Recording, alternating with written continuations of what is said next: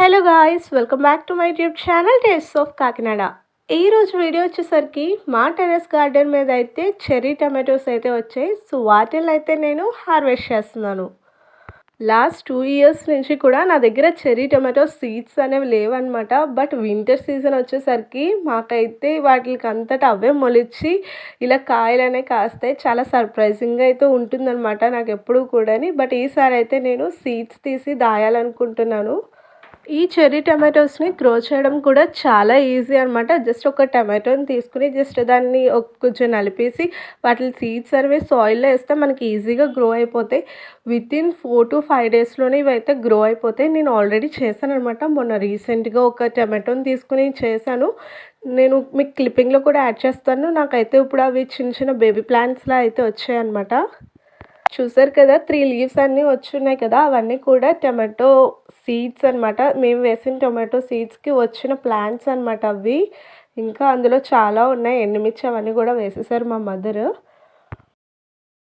చూసారు కదా, ఇలా మనకి రెడ్ కలర్లో అయిపోయి చెర్రీస్లో అయితే కనిపిస్తాయి ఈ చెర్రీ టమాటోస్ అనేవి. మనకి వీటి టేస్ట్ వచ్చేసరికి పుల్లగా ఉంటాయి. సో కొన్ని యాడ్ చేసిన మనకి కర్రీ అనేది పుల్లగా అయితే ఉంటుంది.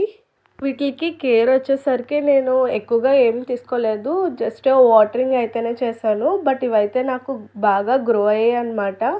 సో మనకి వీటికి పెస్ట్ వచ్చేసరికి మిల్లీ బగ్స్ అని వైట్ కలర్లో పడతాయి. సో అవి రాకుండా అయితే జాగ్రత్త పడాలన్నమాట. ఎప్పుడు వచ్చినా క్లియర్ చేసేస్తూ ఉండాలి. లేదంటే చెట్టు అంతా కూడా పాడైపోయి చెట్టుని అంతటిని కూడా అది డ్యామేజ్ చేసేస్తుంది.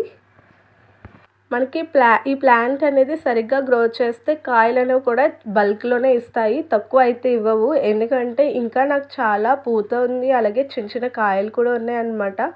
సో చాలా ఎక్కువగా అయితేనే ఇస్తుంది ఈ చెట్టు అనేది. సో ఒక 4-5 పెట్టుకుంటే మీ హౌస్లో నీడ్స్ కూడా వస్తాయన్నమాట. చూసారు కదా, మీరు కూడా ఎక్కడైనా మీ ఇంటి దగ్గర చెర్రీ టమాటో సీడ్స్ దొరికితే మీరు కూడా మీ ఇంట్లో ఇలా గ్రో చేసుకుని హ్యాపీగా అయితే హార్వెస్ట్ చేసుకోండి.